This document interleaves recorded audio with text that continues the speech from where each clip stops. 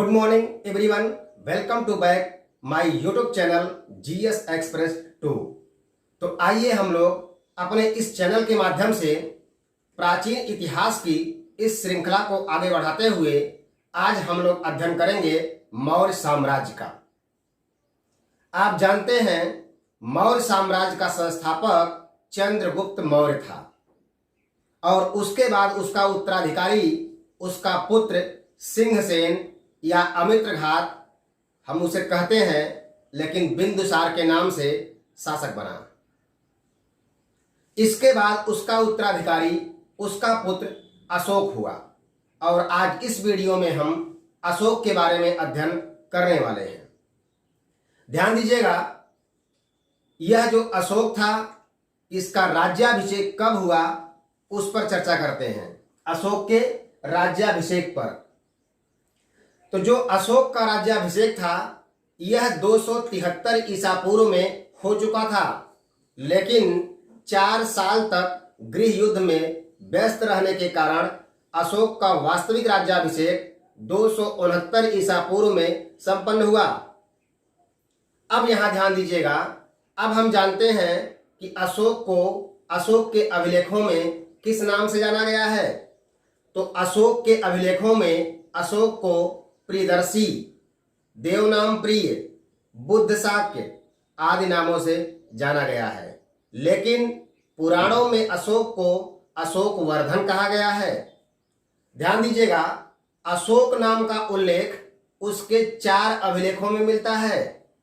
मास्की, गुर्जरा, नेतुर, उड़ेगोलम। क्या मैंने कहा? अशोक नाम का वर्णन अशोक के 4 अभिलेखों में मिलता है। मास्की, गुर्जरा, नेतुर, उड़ेगोलम। अब ध्यान रखिएगा, रुद्रदामन का एक जूनागढ़ अभिलेख है। रुद्रदामन का एक जूनागढ़ अभिलेख है, उसमें भी अशोक का नाम अशोक ही मिलता है। अब हम आते हैं इनकी माता की तरफ, चर्चा करते हैं।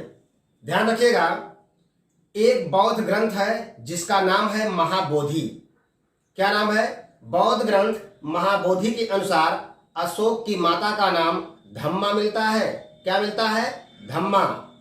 अब ध्यान रखिएगा, एक दूसरा बौद्ध ग्रंथ है जिसका नाम है दिव्यदान और उस दिव्यदान के अनुसार अशोक की माता का नाम पसादिका मिलता है।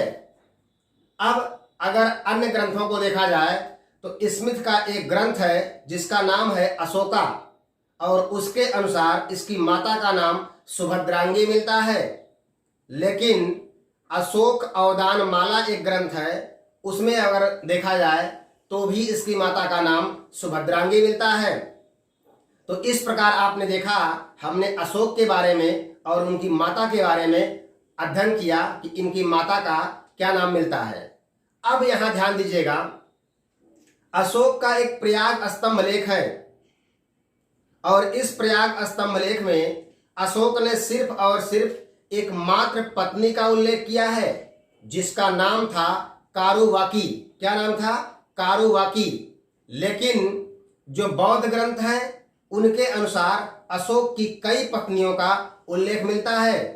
जैसे उनके अनुसार, बौद्ध ग्रंथों के अनुसार असंधिमित्रा, महादेवी, पद्मावती, तिस्रक्षिता, यह सब अशोक की पत्नियों के रूप में इनका नाम उल्लेखित किया गया है। इसी बौद्ध ग्रंथ में अशोक की 2 पुत्रियों का उल्लेख किया गया है।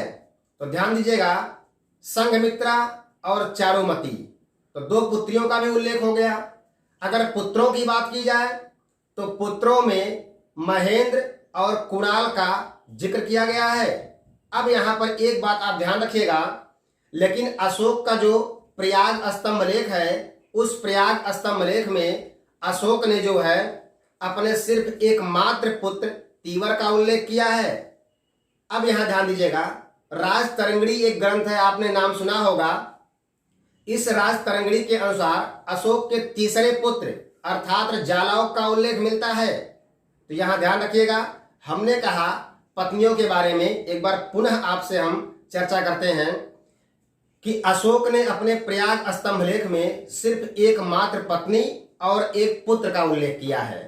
पत्नी का नाम कारुवकी और पुत्र का नाम तीवर। लेकिन बौद्ध ग्रंथों के अनुसार अशोक की कई पत्नियों का उल्लेख मिलता है, जैसे असंधिमित्रा, महादेवी, पद्मावती और तिस्रक्षिता।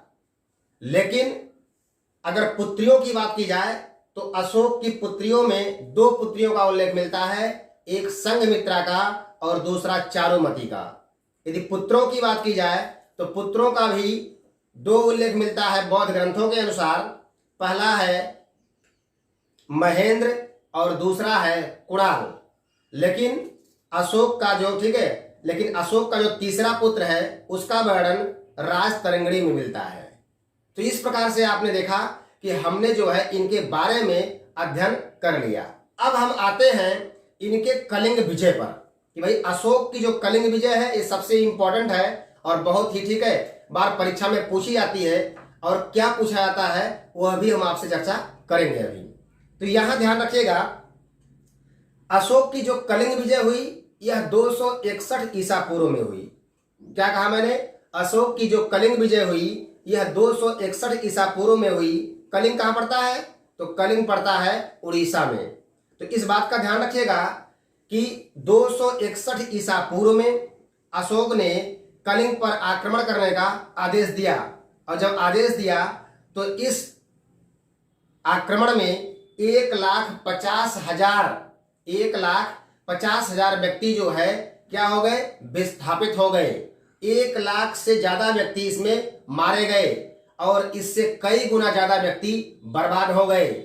अशोक ने इस युद्ध में इस रक्तपात को जब देखा तो उसको ऐसा लगा कि यह युद्ध नीति सही नहीं है, अर्थात रक्तपात को देख करके अशोक भावुक हो गया, और जब भावुक हो गया तो अशोक ने युद्ध नीति को छोड़ दिया और उसके स्थान पर उसने धम्म की नीति को अपना लिया। अब यहां एक बात आपको मिलती है कि अशोक की जो धम्म की परिभाषा है वो कहां से ली गई है? तो वह राहुलोवाद सूत्र से ली गई है। अब दूसरी चीज ध्यान रखिएगा, अशोक के जो इस विजय का उल्लेख है यह कहां मिलता है? तो ध्यान रखिएगा, अशोक के इस विजय का उल्लेख उसके 13वें शिलालेख में मिलता है। कई बार पूछा गया है कि अशोक के कलिंग विजय का उल्लेख उसके किस शिलालेख में मिलता है? तो आप कहेंगे 13वें शिलालेख में मिलता है। अब एक बात का ध्यान रखिएगा, अशोक ने जो बौद्ध धर्म की दीक्षा ली वह किसके अनुरोध पर ली? तो अशोक का एक बड़ा भाई था जिसका नाम था सुसीम। सुसीम का एक लड़का था जिसका नाम था निग्रोध, और उसी निग्रोध के कहने पर अशोक ने बौद्ध धर्म को स्वीकार कर लिया था। लेकिन एक बौद्ध भिक्षु जिसका नाम था उपगुप्त, उससे इसने बौद्ध धर्म की दीक्षा ली थी। तो उम्मीद है कि यहां तक ये आपको पूरी तरह से समझ में आ गया होगा। कलिंग पर एक बार फिर फोकस करते हैं। ध्यान रखिएगा, 261 ईसा पूर्व में अशोक ने कलिंग पर आक्रमण करने का आदेश दिया। कलिंग कहां पड़ता है? उड़ीसा में पड़ता है। तो अशोक के कलिंग विजय का उल्लेख इसके किस शिलालेख में मिलता है? तो 13वें शिलालेख में मिलता है। अशोक ने कलिंग में भारी रक्तपात को देखते हुए युद्ध नीति को छोड़ दिया और उसने धम्म की नीति को अपना लिया। अशोक के धम्म की परिभाषा कहां से ली गई है? तो राहुलोवाद सूत्र से ली गई है। अशोक ने किस बौद्ध भिक्षु से बौद्ध धर्म की दीक्षा ली थी? तो उपगुप्त नामक बौद्ध भिक्षु से इन्होंने इसकी दीक्षा ली थी। अब हम लोग आते हैं अशोक के अभिलेखों पर। किस पर आते हैं? अशोक के अभिलेखों पर। तो आप ध्यान दीजिएगा, अशोक के अभिलेखों को 4 भागों में बांटा गया है। अगर आप चाहें तो बोर्ड पे देखिए कि अशोक के अभिलेखों को 4 भागों में बांटा गया है। पहला आपका है शिलालेख, दूसरा आपका है स्तंभ लेख, और तीसरा आपका है गुहा अभिलेख। अब यहां ध्यान देने की बात यह है कि जो आपका शिलालेख है यह भी 2 पार्टों में बटा हुआ है। पहला आपका है दीर्घ शिलालेख और दूसरा आपका है लघु शिलालेख। अब जो स्तंभ लेख है यह भी आपका 2 पार्टों में बटा हुआ है। पहला आपका है दीर्घ स्तंभ लेख और दूसरा आपका है लघु स्तंभ लेख। तो उम्मीद है कि ये चीज आपको समझ में आ गई होगी। अब ध्यान देने की बात सिर्फ इसमें यह है कि एक इतिहासकार है जिनका नाम है, क्या नाम इनका है? D.R. भंडारकर। तो D.R. भंडारकर जो है, ऐसे जो है इतिहासकार हैं जिन्होंने अशोक के अभिलेखों के आधार पर अशोक का इतिहास लिखने का प्रयास किया है।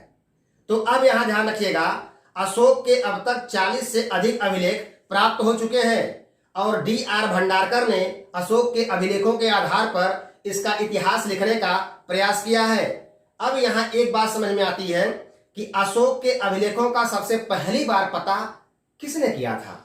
तो अशोक के अभिलेखों का सबसे पहली बार पता 1750 ईस्वी में टीफेन थेलर ने लगाया था। किसने लगाया था? टीफेन थेलर ने लगाया था। और अशोक के अभिलेखों को पढ़ने में सबसे पहली सफलता किसको मिली? तो आप कहेंगे कि अशोक के अभिलेखों को पढ़ने में सबसे पहली सफलता 1837 ईस्वी में जेम्स प्रिंसेप को मिली। तो यहां तक बात समझ में आ गई होगी कि भैया ये अशोक का जो अब तक का अभिलेख है वह 40 से अधिक अभिलेख प्राप्त हो चुका है। इतिहासकार D.R. भंडारकर ने अशोक के अभिलेखों के आधार पर अशोक का इतिहास लिखने का प्रयास किया है और ये भी जानते हैं कि सबसे पहली बार जो अशोक के अभिलेख का पता लगाया गया वह 1750 में लगाया गया और उसे टीफेन थेलर ने पता लगाया। और इसको पढ़ने में जो सबसे पहली सफलता मिली वह जेम्स प्रिंसेप को मिली, ठीक है, और 1837 में मिली। अब ध्यान रखिएगा, अब हम अशोक के शिलालेखों के भाषा की बात कर लेते हैं। तो ध्यान रखिएगा, अशोक का जो अभिलेख है उस पर भाषा कैसी है? प्राकृत भाषा है। तो ध्यान रखिएगा, अशोक के जो अभिलेखों की भाषा है वह प्राकृत भाषा है। दूसरी खास बात, लिपि जो है वह अलग अलग है। कौन कौन सी लिपि है? ग्रीक, आरमाइक, खरोष्ठी और ब्राह्मी लिपि। तो अर्थात आप ये कह सकते हैं कि अशोक के अभिलेखों की जो भाषा है वह प्राकृत भाषा है, लेकिन लिपियां अलग अलग हैं, ब्राह्मी, खरोष्ठी, ग्रीक और आरमाइक। तो इस तरह से अशोक के अभिलेखों में 4 लिपियां और एक भाषा का उल्लेख हुआ है। अब यहां ध्यान देने की बात यह है कि जो अशोक का अभिलेख भारत से बाहर पाया गया है, सिर्फ उसी अभिलेखों में ग्रीक, आरमाइक, खरोष्ठी और ब्राह्मी लिपि का पता चला है। अशोक की जो ब्राह्मी लिपि है इसका पता कहां से चला है? तो श्रीलंका स्थित अनुराधापुर से ब्राह्मी लिपि का पता चला है। श्रीलंका स्थित अनुराधापुर से ब्राह्मी लिपि का पता चला है। अब अगर हम बात कर लेते हैं कि शहबाजगढ़ी और मानसेरा अभिलेख की, तो भैया शहबाजगढ़ी और मानसेरा जो अभिलेख है इसमें जो है लिपियां कौन सी हैं? तो इसमें खरोष्ठी लिपि है। कौन सी लिपि है? खरोष्ठी लिपि है। अब अगर बात करें जो तक्षशिला से अभिलेख प्राप्त हुए हैं उनकी लिपियां कैसी हैं? तो तक्षशिला से प्राप्त जो अभिलेख है उसकी लिपि जो है वह आरमाइक लिपि है। कौन सी लिपि है? आरमाइक लिपि है। अब अगर तीसरी बात करें शेरकुना की, कहां पड़ता है? कंधार। तो यहां ध्यान दीजिएगा, अगर शेरकुना से जो अभिलेख प्राप्त हुए हैं उनकी बात करें तो इस पर जो है ग्रीक और आरमाइक दोनों लिपियों का प्रयोग हुआ है। अर्थात क्वेश्चन पूछेगा अशोक का द्विभाषिक अभिलेख कौन सा है, तो उसमें ऑप्शन में रहेगा शेरकुना या कंधार का अभिलेख। तो अशोक का वह अभिलेख जो द्विभाषिक है वह शेरकुना या कंधार से पाया गया। तो ये बात आपको समझ में आ गई होगी। अब एक बात का आप ध्यान रखिएगा, अगर बात की जाए कि भैया भारत में शिलालेखों का प्रचलन किसने किया था, तो आप कहेंगे कि भारत में शिलालेखों का प्रचलन अशोक ने किया था। किसने किया था? भारत में शिलालेखों का प्रचलन अशोक ने किया था। अब देखिए, हम आते हैं कुछ शिलालेखों पर जो है फोकस कर लेते हैं जो बहुत इंपॉर्टेंट हैं। तो एक चीज आप ध्यान रखिएगा, इसमें आपका इंपॉर्टेंट है प्रयाग। प्रयाग जो है यह कहां था? तो प्रयाग जो है यह पहले कौशाम्बी में था। कहां था? कौशाम्बी में। उस पर ध्यान देंगे आप। अब यहां ध्यान देने की सिर्फ बात यही है कि अब हम लोग जो है कुछ अध्ययन करते हैं कि भाई बीच में हमने पीछे अध्ययन किया था कि अशोक के 13वें शिलालेख में जो है उसके कलिंग विजय का वर्णन मिलता है। अब अशोक के कुछ ऐसे अभिलेख हैं जो बहुत ही इंपॉर्टेंट हैं, ठीक है। तो हम बात करते हैं उसमें किसकी बात करते हैं? बात करते हैं लघु स्तंभ लेख की। किसकी बात करते हैं? लघु स्तंभ लेख की। तो लघु स्तंभ लेख में आप ध्यान रखिएगा, इस पर जो है अशोक की राज घोषणाएं खुदी हुई हैं, ठीक है। अब यहां ध्यान देने की बात सिर्फ ये है कि अशोक का जो कौशाम्बी अभिलेख है, अशोक का जो कौशाम्बी अभिलेख है, इस अभिलेख को रानी का अभिलेख कहा जाता है। और इसी अभिलेख में अशोक ने अपने एकमात्र पत्नी और एक पुत्र का उल्लेख किया है। पत्नी का नाम कारुबकी बताया है और पुत्र का नाम तीवर बताया है। अब यहां एक बात ध्यान रखिएगा, इसे रानी का अभिलेख कहा जाता है। किसको? कौशाम्बी अभिलेख कहिए या प्रयाग अभिलेख कहिए, ठीक है। तो इसे रानी का अभिलेख कहा जाता है। क्यों? क्योंकि इसमें रानी कारुबकी जो है वह दान देते हुए दिखाई गई है। ये बात समझ में आ गई? तो अब यहां ध्यान रखिएगा कि ये हो गया आपका प्रयाग स्तंभ लेख। सबसे इंपॉर्टेंट जो है वो आपका है रुम्मिनदेही अभिलेख। कौन सा है? रुम्मिनदेही लघु स्तंभ लेख। इसकी खास बात क्या है? खास बात की यह नेपाल के तराई क्षेत्र में स्थित है, ठीक है। अशोक ने अपने राज्याभिषेक के 20वें वर्ष यहां यात्रा की थी और जब यात्रा की थी तो उसने भगवान बुद्ध के गांव लुम्बिनी को कर मुक्त कर दिया। और जब कर मुक्त कर दिया, यहां पर जो उस समय राजस्व था उसे घटाकर 1/6 से 1/8 कर दिया। तो और इसी अभिलेख से, अशोक के इसी अभिलेख से यह जानकारी मिलती है कि भगवान बुद्ध का जन्म स्थान लुम्बिनी था। अब इसकी एक खास बात और है कि यह अशोक का सबसे छोटा अभिलेख है। क्या कहा मैंने? अशोक का सबसे छोटा अभिलेख रुम्मिनदेही अभिलेख है। और इस अभिलेख की एक खास बात और कि इसे अशोक का आर्थिक अभिलेख भी कहा जाता है। तो रुम्मिनदेही बहुत ही इंपॉर्टेंट है, इस पर ध्यान रखिएगा। मैंने क्या कहा कि अशोक ने अपने राज्याभिषेक के 20वें वर्ष लुम्बिनी की यात्रा की। भगवान बुद्ध का जन्म स्थान था, इसलिए अशोक ने यहाँ पर लुम्बिनी ग्राम को करमुक्त कर दिया और यहाँ से राजस्व को घटाकर 1/6 से 1/8 कर दिया। और यह अशोक का आर्थिक अभिलेख कहा जाता है। और मैंने ये भी कहा कि इसी अभिलेख से पता चलता है कि भगवान बुद्ध का जन्म लुम्बिनी में हुआ था। और यहाँ जो राजस्व की दर थी उसे घटा करके 1/6 से 1/8 कर दिया। अब ध्यान रखिएगा, अब हम लोग आते हैं राजस्व पर। किस पर आते हैं कि मौर्य साम्राज्य का राजस्व क्या था। तो ध्यान दीजिएगा, जो मौर्य साम्राज्य में राजस्व को एकत्र करता था उसे समाहर्ता के नाम से जाना जाता था। क्या कहा मैंने? मौर्य साम्राज्य में राजस्व एकत्र करने वाले को समाहर्ता के नाम से जाना जाता था। दूसरी खास बात ध्यान देंगे कि मौर्य साम्राज्य का जो सबसे प्रमुख स्रोत था वह भाग एवं बलि होता था। क्या होता था? भाग एवं बलि होता था। अब अर्थशास्त्र से अगर देखा जाए तो अर्थशास्त्र से यह ज्ञात होता है कि राजा जो था वह भूमि का स्वामी होता था, अर्थात भूमि का मालिक होता था। इससे भूमि से जो उत्पन्न होता था उसका एक भाग राजा जो है ले लेता था, अर्थात इसे भाग कहा जाता था। इसी प्रकार से बलि भी था, ठीक है। अब अगर बात करते हैं हम कि मौर्य साम्राज्य में जो उच्च स्तर के अधिकारी थे उन्हें क्या कहा जाता था, तो ध्यान रखिएगा, मौर्य साम्राज्य में जो उच्च स्तर के अधिकारी थे उन्हें तीर्थ कहा गया था। क्या कहा गया था? तीर्थ कहा गया था। और यही इसमें तीर्थों की संख्या 18 बताई गई थी कि अर्थशास्त्र के अनुसार तीर्थ कितने थे? तो 18 तीर्थ थे। अब हम बात कर लेते हैं कि मौर्य साम्राज्य के मुद्रा या सिक्के पर, ठीक है। तो यहां ध्यान दीजिएगा, मौर्य साम्राज्य की जो राजकीय मुद्रा थी वह पण थी। क्या थी? मौर्य साम्राज्य की जो राजकीय मुद्रा थी वह पण थी। और इसी पण के माध्यम से अधिकारियों को वेतन दिया जाता था। और यह जो पण थी वह 3/4 तोले के चांदी के सिक्के के बराबर थी। तो क्या कहा मैंने? मौर्य साम्राज्य की जो राजकीय मुद्रा थी वह पण थी। यह 3/4 तोले के चांदी के सिक्के के बराबर थी। और इसी से मौर्य साम्राज्य में अधिकारियों को वेतन दिया जाता था। अब बात कर लेते हैं स्वर्ण सिक्कों की। तो स्वर्ण सिक्कों में जो है वह सुवर्ण और निष्क नामक सिक्के थे। चांदी के सिक्कों की बात करते हैं तो चांदी के सिक्कों में अगर देखा जाए तो वह पण, करसापण, धरण, सतनाम जो है इस नाम के सिक्के मिलते थे। अब आते हैं कि सिक्कों पर खुदा क्या रहता था, तो उस पर ध्यान दीजिएगा। तो सिक्कों पर जो है बैल, सर्प, मयूर, ठीक है, पीपल, चंद्र आदि जो है खुदे रहते थे। अगर तांबे के सिक्कों की बात की जाए तो तांबे के सिक्कों में सिर्फ 2 सिक्के थे। कौन कौन से थे? पहला था मासक और दूसरा था काकड़ी। तो ये रहा आपका सिक्कों के बारे में या उसकी मुद्रा के बारे में। अब हम थोड़ा बात कर लेते हैं गुप्तचर व्यवस्था पर। तो ध्यान दीजिएगा, मौर्य साम्राज्य में जो गुप्तचर व्यवस्था थी उस समय क्या कहते थे इसे?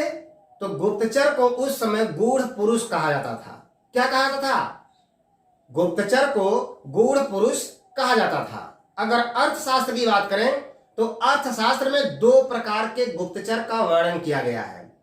क्या कहा मैंने? अर्थशास्त्र में 2 प्रकार के गुप्तचर का वर्णन किया गया है। पहला आपका है संस्था। ये ऐसे गुप्तचर होते थे जो संस्थाओं में संगठित होकर के कार्य करते थे, और यह जो है 5 प्रकार के होते थे। कौन कौन होते थे? पहला कह सकते हैं आप काप्टिक संस्था, ठीक है, या काप्टिक रूप। ये कैसे होते थे? तो जो काप्टिक रूप होता था इनका, वह विद्यार्थी के रूप में रहता था, अर्थात विद्यार्थी के रूप में ये वर्क करते थे। दूसरा आपका है उदास्थित। उदास्थित क्या करते थे भाई? ये सन्यासी के रूप में कार्य करते थे। तीसरा आपका है गृहपतिक। ये भाई गृहपतिक क्या करते थे? यह किसान के रूप में कार्य करते थे गुप्तचर, लेकिन किसान के रूप में कार्य करते थे। और अगला है वैदेहक। ये क्या करते थे? यह व्यापार के रूप में जो है गुप्तचर में बने रहते थे। और अगला आपका है तापस। ये कैसे थे भाई?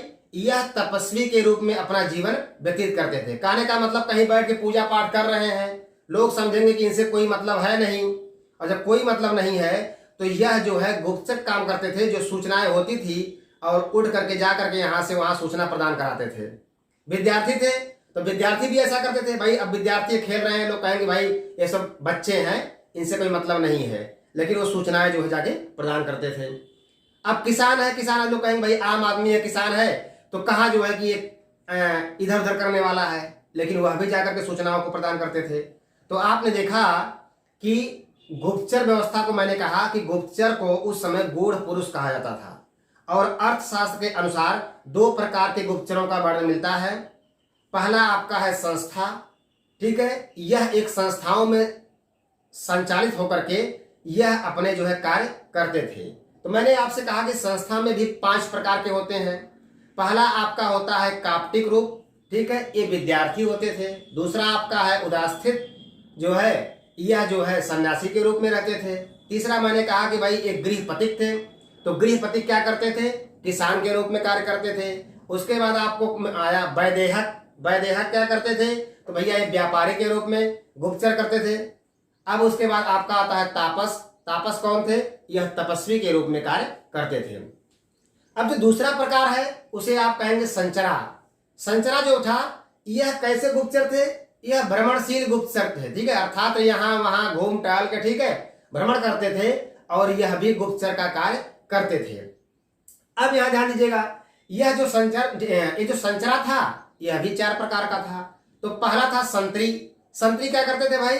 तो इस जो है ये विशेष प्रकार के गुप्तचर होते थे। संतरी क्या होते थे? विशेष प्रकार के गुप्तचर होते थे और इन्हें प्रशिक्षित किया जाता था। अगर कहा जाए कौटिल्य के अनुसार तो संतरियों का परिवार नहीं होना चाहिए। कौटिल्य ने क्या कहा कि भैया ये ऐसे संतरी होते थे कि इनका परिवार नहीं होना चाहिए, अर्थात इनको कहीं भेज दिया गया तो इनको जो है वहीं रहना है और इनको अपने परिवार से कोई मोह नहीं करना है। यह इस टाइप के जो है गुप्तचर होते थे। अब दूसरा जो प्रकार है वह है तीक्ष्ण। तीक्ष्ण कैसे होते थे? तो भैया ये सूरवीर गुप्तचर होते थे। कहीं अगर ऐसा मौका मिल गया तो तुरंत जो है अपने स्वामी के लिए उसको मार देंगे या जो है उसे खत्म कर देंगे या जो है उससे कोई अपने साम्राज्य पर आंच नहीं आने देंगे। अगला है आपका रसद। ये कैसे थे? यह बिल्कुल क्रूर प्रवृत्ति के होते थे कि बिल्कुल जो है इनको किसी की हत्या करनी है तो कोई सके नहीं, कुछ भी करना है, ठीक है, कोई वो नहीं। कहने का मतलब एकदम क्रूर प्रवृत्ति के होते थे। कौन? रसद। अब अगला आपका है परव्रजिका। क्या है? परव्रजिका। यह जो था यह लोग भिक्षुणी के वेश में रहते थे। भिक्षुणी मतलब लेडीज, ठीक है। अब मुख्य रूप से जो है वेश्याओं की नियुक्ति होती थी और आप जानते हैं कि वेश्याओं के यहाँ जो है हर तरह के लोग आते हैं। जब हर तरह के लोग आएंगे तो कोई ना कोई सूचना वहां मिलेगी, तो इसलिए जो है परव्रजिका जो गुप्तचर थे यह भिक्षुणी के वेश में रहते थे या रहती थी और उसे जो है खासकर वेश्याओं की नियुक्ति होती थी। अब कुछ गुप्तचर ऐसे थे जिनको जो है अन्य देशों में बाहर भेजा जाता था कि भाई जाओ बाहर आप, ठीक है, वहां पर गुप्तचर का आप काम करना हमारे लिए। ऐसे जो गुप्तचर थे इन्हें उभय वेतन कहा जाता था। क्या कहा जाता था? ऐसे गुप्तचरों को उभय वेतन कहा जाता था। उभय वेतन का मतलब कि आप वहां नौकरी करोगे जाके उस देश में तो वहां से आपको वेतन मिलेगा, बाकी आप मेरे लिए कार्य कर रहे हो इसलिए वेतन आपको यहां से भी मिलेगा। इसलिए ऐसे गुप्तचर जो बाहर जाकर नौकरी करते थे और सूचनाएं जो है अपने साम्राज्य में भेजते थे, इन्हें उभय वेतन कहा जाता था, अर्थात दोनों तरफ से ये लोग वेतन लेते थे। अब ध्यान रखिएगा, इसके अलावा अगर कहा जाए तो अपराधों को रोकने के लिए पुलिस भी थी, लेकिन पुलिस को अर्थशास्त्र में क्या कहा गया है? रक्षिण कहा गया है। क्या कहा गया है? रक्षिण। अब आज के युग में देखेंगे भाई पुलिस है, तो आप कहेंगे कि भाई आज के युग में अगर देखा जाए तो पुलिस को पुलिस कहा जाता है, लेकिन अगर कहा जाए मौर्य साम्राज्य में तो मौर्य साम्राज्य में इन्हें रक्षिण कहा जाता था। अगर हम बात कर ले विजयनगर साम्राज्य की तो विजयनगर साम्राज्य में पुलिस को चाट भांट कहा जाता था। क्या कहा जाता था? विजयनगर साम्राज्य में पुलिस को चाट भांट कहा जाता था, और मौर्य साम्राज्य में अगर आप देखेंगे तो इसमें रक्षिण कहा जाता था। तो ये बात आपको समझ में आ गई होगी। तो अब देखिए हमने यहां तक तो आपको पूरा डिटेल कर दिया। अगर जो है इसमें नगर प्रशासन की बात की जाए तो ध्यान रखिएगा, जो नगर प्रशासन था इसका वर्णन मेगास्थनीज ने अपनी पुस्तक इंडिका में किया है, अर्थात पाटलिपुत्र के प्रशासन का वर्णन किया है। अब हम आते हैं इसके प्रशासन पर कि कितने कितने भागों में यह बटा हुआ है, उस पर ध्यान दीजिए। तो भैया सबसे ऊपर केंद्र होता था, केंद्र से जो नीचे होता था वो प्रांत होता था। अब प्रांतों का जो अधिकारी होता था उसे जो है आप क्या कहते थे? उसे कुमार या आर्यपुत्र कहा गया। कई बार क्वेश्चन पूछा गया है कि अशोक के द्वारा नियुक्त प्रांत के अधिकारी को या प्रांत का जो मुखिया होता था उसे क्या बोलते थे? तो उसे कुमार या आर्यपुत्र बोलते थे। ध्यान दीजिएगा, अशोक के समय में साम्राज्य अलग अलग प्रांतों में बटा हुआ था, अर्थात आप ये कह सकते हैं कि यह सिस्टम चला आ रहा था कहां से? मौर्य वंश के ठीक है संस्थापक चंद्रगुप्त मौर्य से। और यही काम उसके उत्तराधिकारी बिंदुसार ने भी किया था कि उसने जो है केंद्र को अलग अलग प्रांतों में बांट दिया था, और यही सिस्टम आगे भी चला आ रहा था जो अशोक के समय में भी हुआ लॉन्च, अर्थात कि केंद्र जो था वह अलग अलग प्रांतों में बटा हुआ था। और जब अलग अलग प्रांतों में बटा हुआ था तो आप जानते हैं कि जो उसका प्रमुख होता था उसे कुमार या आर्यपुत्र कहा जाता था। ये बात समझ में आ गई। अब जो भैया ये प्रांत था ये मंडल में बटा हुआ था। किस मंडल? मंडल में बटा हुआ था। और जो इसका जो है अधिकारी होता था वह जो है उसे प्रतिष्ठा कहते थे। क्या कहते थे? प्रतिष्ठा कहते थे। अब ध्यान रखिएगा, ये मंडल भी भैया आहार में बटा हुआ था। आहार का मतलब इसे विषय भी कहते थे उस समय, ठीक है। तो इसके जो अधिकारी होते थे उसे विषयपति कहते थे। अब आते हैं आहार जो था यह जो है स्थानीय में बटा हुआ था। स्थानीय का मतलब ये 800 ग्रामों का समूह था। अब जो ये स्थानीय था यह द्रोणमुख में बटा हुआ था। ये जो द्रोणमुख था यह जो है 400 गांवों का जो है समूह था। अब जो ये द्रोणमुख था यह खरवटिक में बटा हुआ था। अब जो खरवटिक था यह 200 ग्रामों का समूह था। अब उसके बाद जो है ये जो खरवटिक था ये संग्रहण में बटा हुआ था। और जब संग्रहण में बटा हुआ था तो ये संग्रहण जो है 100 गांवों का समूह था। अब जो संग्रहण था यह ग्राम में बटा हुआ था, और ग्राम का जो प्रमुख अधिकारी था वह ग्रामीण होता था। तो उम्मीद है कि यह जो है पूरा वीडियो आपको समझ में आ गया होगा। तो आज के लिए इस वीडियो में इतना ही, बाकी हम लोग नेक्स्ट वीडियो में अध्ययन करेंगे। उसके लिए अगले ठीक है वीडियो का आप इंतजार करिए। यदि वीडियो आपको पसंद आई है तो वीडियो को लाइक करना ना भूलें। अगर आप चैनल पर पहली बार विजिट कर रहे हैं तो चैनल को सब्सक्राइब करना ना भूलें और अपने दोस्तों को शेयर कर दें। और कोई भी समस्या हो तो हमें कमेंट बॉक्स में लिख के जरूर बताएं। जय हिंद।